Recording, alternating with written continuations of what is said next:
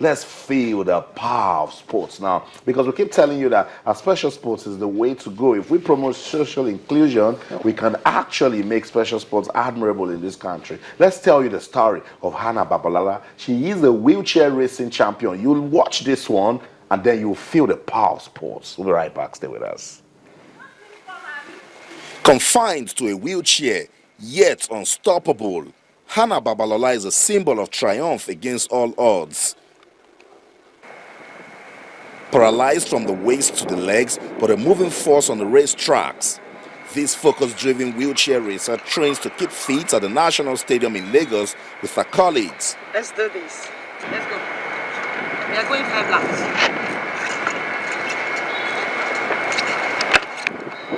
The World Championship gold medalist recaps how she has refused to let physical limitations stop her dream of becoming a champion.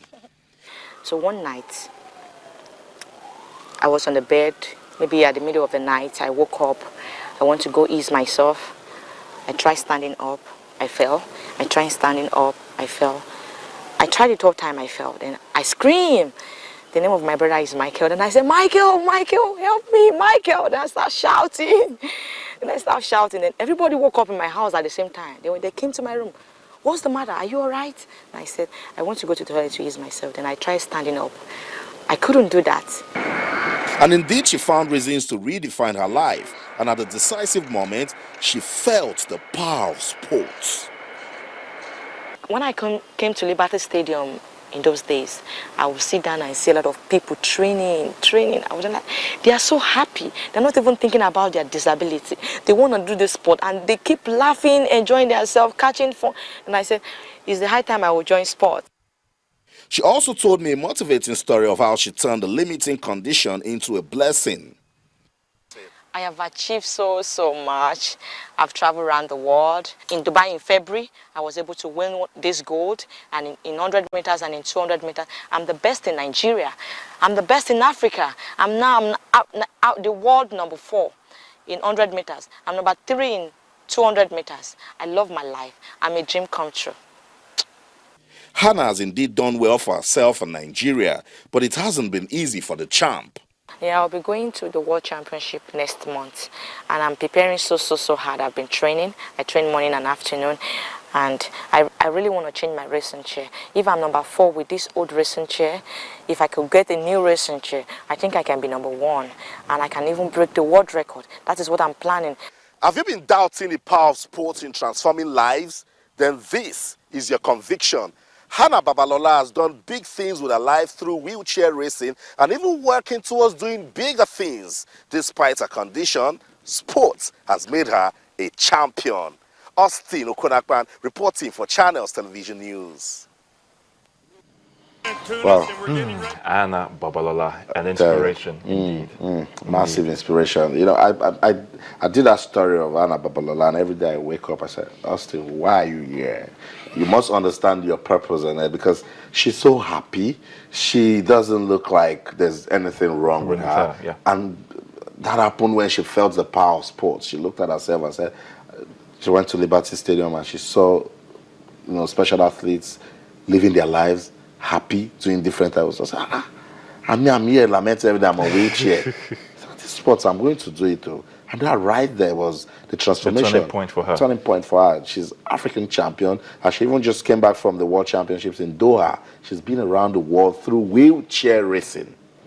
Wheelchair racing. And that's what we're talking about. If we take all of these, so much attention, carry the entire budget, put on football, and then you abandon every other sport, the sports won't get anywhere in this country. It certainly won't get anywhere. Some of the mistakes we made in 2015 that we should correct in 2016. I totally agree with you, and the earlier we start doing that, the better for our sports in general. But kudos to what Hannah Babalala is doing. I just hope that she'll get more support, from the federations and all those who really have her in mind, who want to see her do well. All right, let's talk basketball on the show now. Yes, how can we forget the heroics, the exploits of our dear D Tigers going into the AfroBasket Championship? They had never won the championship, but they surprised every one of us going there to win, beating Angola in the final, 74-65.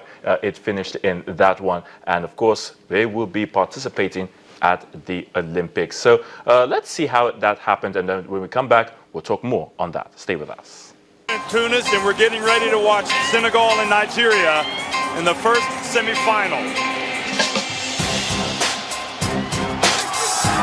Chang with the rebound. Now Dalmeida brings it up and puts it up off the glass and in. And right now, there's not a more confident player out there. Aminu, entry pass, and it was almost picked off. Lawal gets it back and gets the and one. Where did that come from Lawal? Lawal back outside. Oguchi again will try the three. This time he hits it. Watch him put the salute. Gives it back to Thomas. He's open. That's his shot. It's good. It's Senegal with Ibrahima Thomas hitting the three-pointer. And now Ume back to Thomas again. And you better wake up, folks. Right now, Senegal is on a run. And it goes to Jang. He lays it up over and in. Dalmeida. Right. And now the reach, the steal, and the dunk from Uzo. Final 42 seconds. Dalmeida has been tough. Over to Jang. The three-pointer. Go!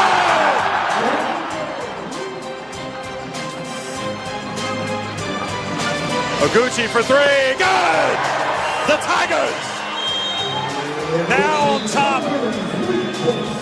So Nigeria, one step away now from winning the title.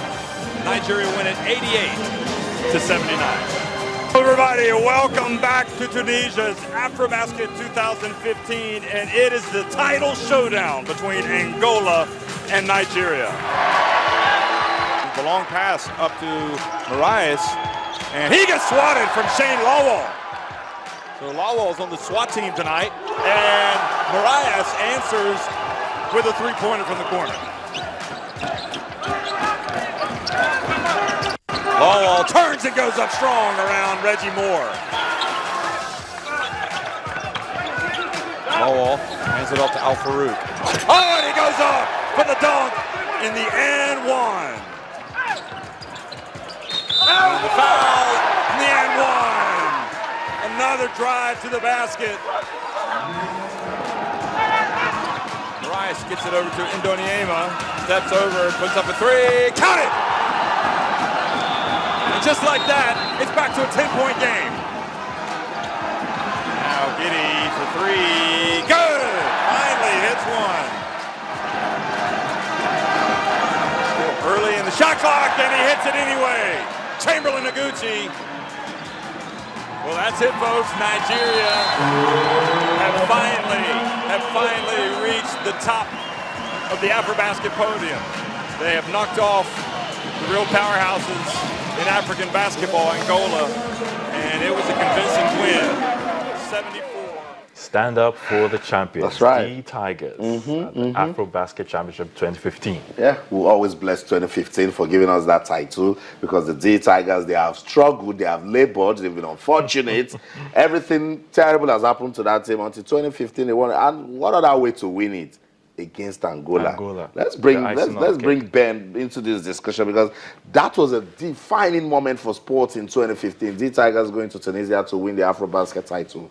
Absolutely, I agree with you. It was a defining moment for Nigeria to also know that impossibility, as they say, is nothing. And for that, I also want to correct an impression that was, mentioned earlier in the program, that football is taking all the money. No, not enough money is given to sports in Nigeria. Yes, and that is what we should tell Solomon Dalong. When he gets to the Federal Executive Council, he should tell them that sports can really redefine the system of Nigeria. Now oil prices have gone down, everything is falling, we don't even have agriculture again, people are bringing fruit from everywhere. Can we just say sports and music? Music is already doing its bits. Sports can do much more than music. I can assure you, Austin. I can assure you, Tayo, it is a possibility. It is not that football is taking everything. It is just that a little chunk look at the budget. How much was allocated to sports? It is infinitesimal, if I have to go into mathematics. So we have to get back to the reality that sports is being underfunded, right. It is being underrated, and this is an area. Going back to basketball, moving on, as they say these days, I think that the Tigers were exceptional. They were wonderful. Uche Gucci, I salute you too, as you always do. Man, I think that guy is salute. the Oguchi salute. I mean, that was the moment for me. And I think that the Tigers can go as far as the semi-finals of the Olympics. They were wonderful. And my prayer is when we play the qualifiers, what do they call it now? For the ladies, the women, the yeah. Tigress. Okay, I'm wishing that the Tigress can go and also qualify, and then we'll have two basketball teams at the Olympics. It's going to be a wonderful Olympics. That would be nice. Just